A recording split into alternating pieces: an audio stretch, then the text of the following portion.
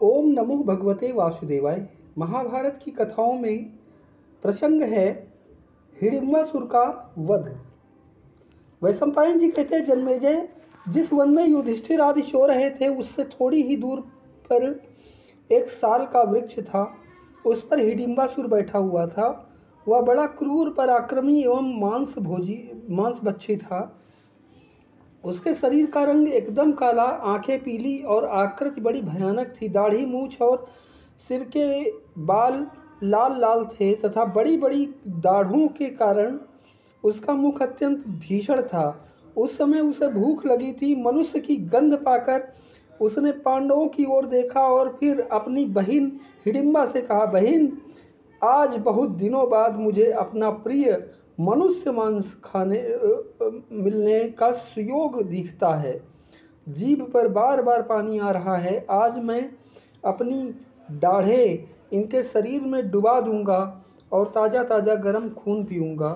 तुम इन मनुष्यों को मार कर मेरे पास ले आओ, तब हम दोनों इन्हें खाएंगे और ताली बजा बजा कर नाचेंगे।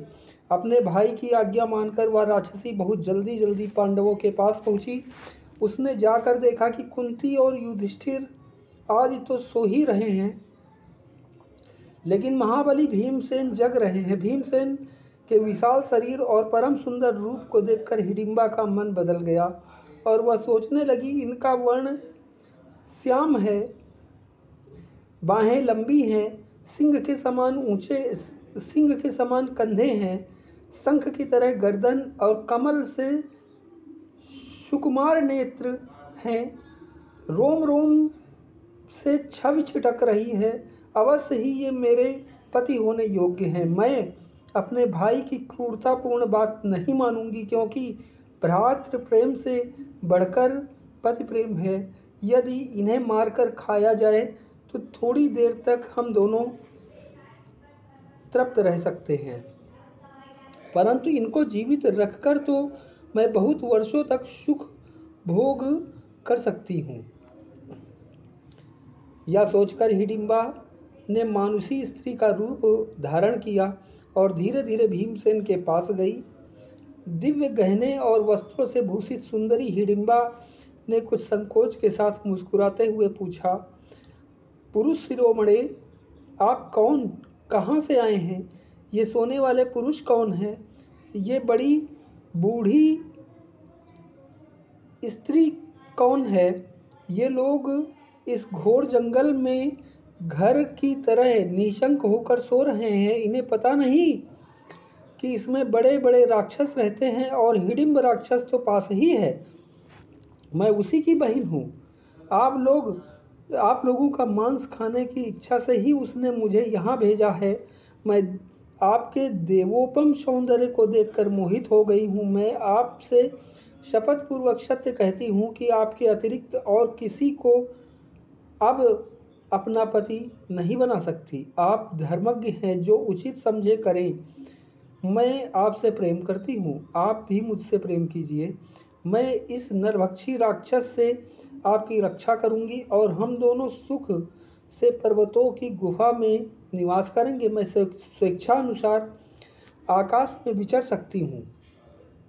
आप मेरे साथ अतुलनीय आनंद का उपभोग कीजिए। भीमसेन ने कहा, अरे राक्षसी, मेरी माँ, बड़े भाई और छोटे भाई सुख से सो रहे हैं। मैं इन्हें तो छोड़कर राक्षस का भोजन बना दूं और तेरे साथ काम क्रीड़ा करने के लिए चला चलूं? यह भला कैसे हो सकता है? हिडिंबा ने कहा, आप जैसे प्रसन्न होंगे मैं वही करूंगी। आप इन लोगों को जगा दीजिए, मैं राक्षस से बचा लूंगी। भीमसेन बोले, वाह वाह, यह खूब रही। मैं अपने सुख से सोए हुए भाइयों और माँ को दुरात्मा राक्षस के भय से जगा दूं? जगत का कोई भी मनुष्य, राक्षस अथवा गंधर्व मेरे सामने ठहर नहीं सकता। सुंदरी, तुम जाओ या रहो, मुझे इसकी कोई परवाह नहीं है। उधर राक्षस राज हिडिंबा ने सोचा कि मेरी बहन को गए हुए बहुत देर हो गई, इसलिए उस वृक्ष से उतरकर वह पांडवों की ओर चला। उस भयंकर राक्षस को आते देखकर हिडिंबा ने भीमसेन से कहा, देखिए देखिए, वह नरभक्षी राक्षस क्रोधित होकर इधर आ रहा है। आप मेरी बात मानिए, मैं स्वेच्छानुसार चल सकती हूँ। मुझ में राक्षस बल भी है। मैं आपको और इन सबको लेकर आकाश मार्ग से उड़ चलूँगी। भीमसेन बोले, सुंदरी, तू डर मत। मेरे रहते कोई राक्षस इनका बाल बांका नहीं कर सकता। मैं तेरे सामने उसे मार डालूँगा। देख, मेरी यह बाँह और मेरी यह जांघ, या क्या है, कोई भी राक्षस इनसे पिस जाएगा। मुझे मनुष्य समझकर तू मेरा तिरस्कार न कर।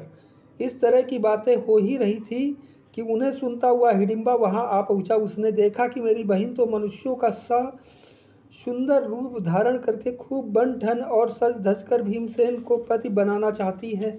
वह क्रोध से तिलमिला उठा और बड़ी बड़ी आंखें फाड़कर कहने लगा, अरे हिडिंबा, मैं इसका मांस खाना चाहता हूँ और तू इसमें विघ्न डाल रही है। धिक्कार है, तूने हमारे कुल में कलंक लगा दिया, जिनके सहारे तूने ऐसी हिम्मत की है।